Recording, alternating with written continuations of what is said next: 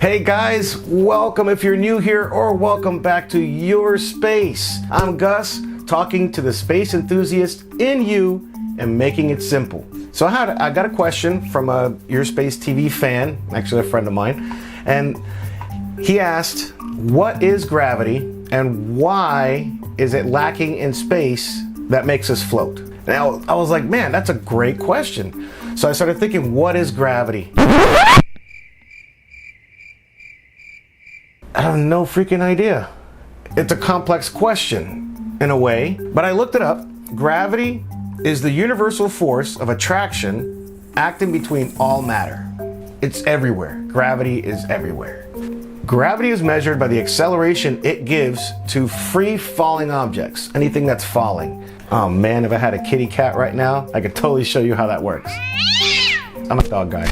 So it's a force which tries to pull two objects together, almost like what you feel on the bottom of your foot when you're on Earth. You feel the gravity underneath your foot is being pulled towards the center of gravity, which is the center of the Earth. If I were to be laying down, you'll feel the gravity on your back, the back of your legs, or if I'm sitting down in this chair right now, I feel the gravity on my tush, bum bum, butt, ass, butt cheeks, all of that. So today we're going to be talking about how all that works. To remove gravity, you know what you need? You need speed. And that's exactly what we're going to be talking about today. Let's light this candle.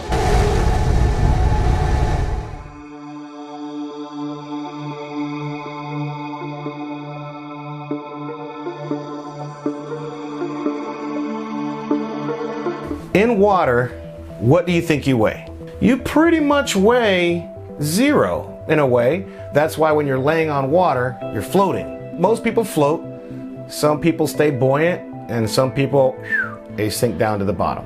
NASA trains in this big swimming pool in Houston, Texas, to experience and to train the astronauts in pretty much how zero gravity works.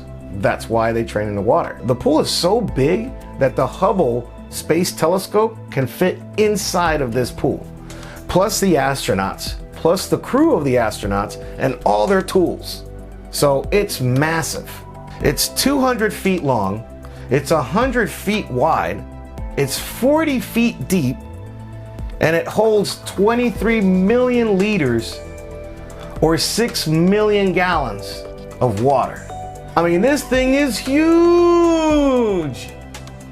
My Orlando friends will know that. It's a place called Fun Spot. Anyway, if I'm not mistaken, it is the largest pool in the world. So everything inside that pool weighs close to zero. Same as the astronauts that are in space, but in orbit. In orbit, they weigh exactly zero. So when they're in space, they haven't left Earth's gravity. While the astronauts are going around the world, they're technically free falling.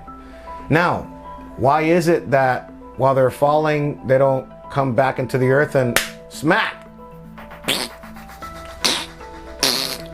Aha! That is where the speed comes in. So instead of going up vertically and free falling, aha! It's because they're traveling horizontally. So they're falling horizontally so fast. How fast? Glad, thank you for asking. As they're going around the Earth and they're actually falling back towards Earth, gravity's pulling on them.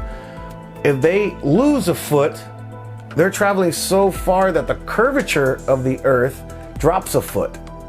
Then if they drop 10 foot, the curvature of the Earth drops 10 foot.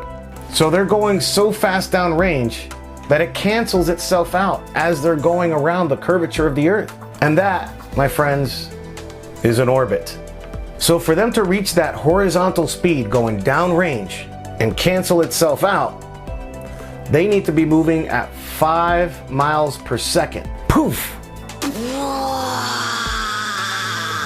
See, my brain guts just went 5 miles in that split second. 17,000 miles per hour is what they need to reach to maintain that orbit.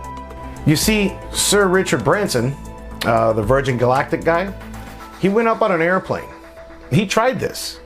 So what he did was he dropped from his plane, and that plane has a rocket engine, and it crept up to a speed to try to leave Earth's atmosphere.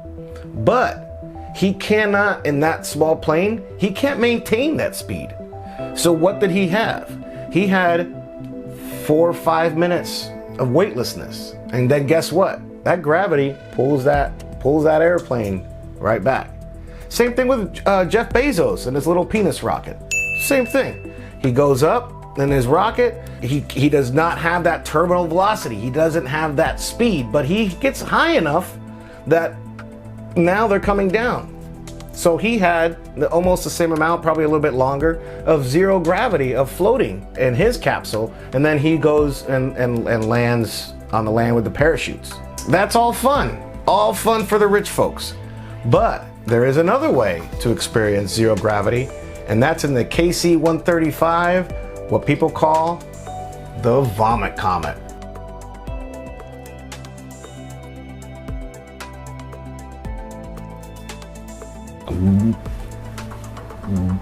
The vomit comet.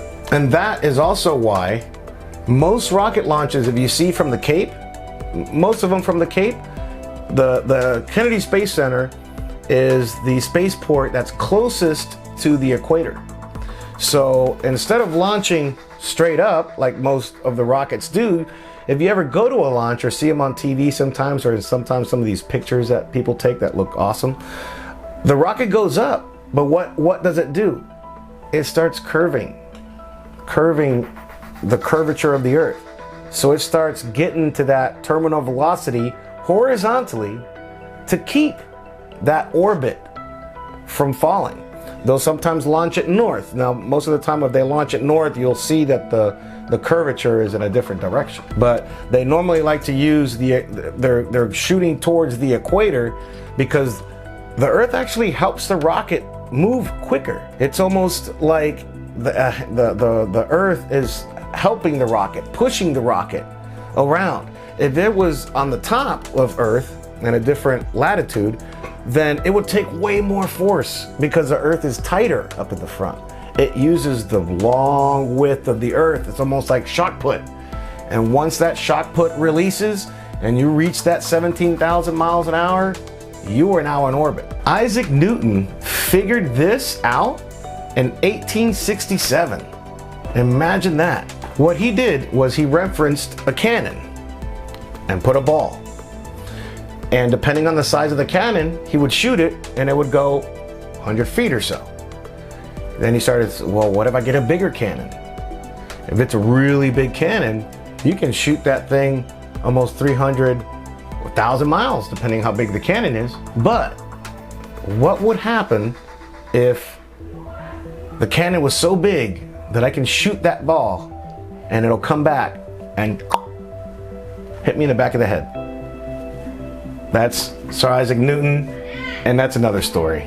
The sun rises and sets in the International Space Station every 88 minutes, which is practically an hour and a half. If the Earth were to spin at the same velocity that the astronauts are going around the world, that's the hour and a half, or the 88 in 88 minutes, then everybody on Earth would be weightless.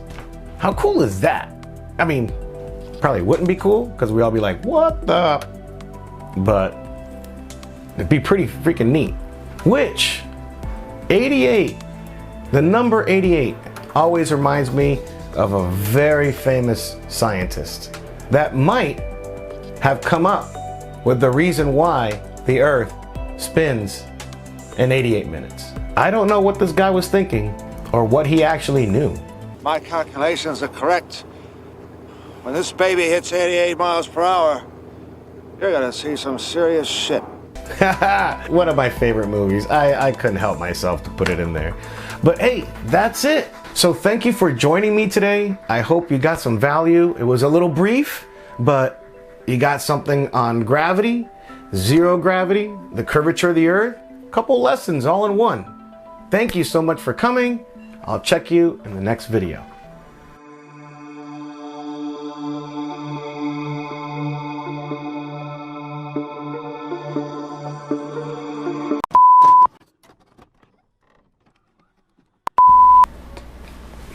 Aha.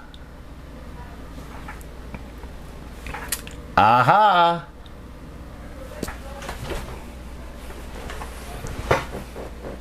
Aha.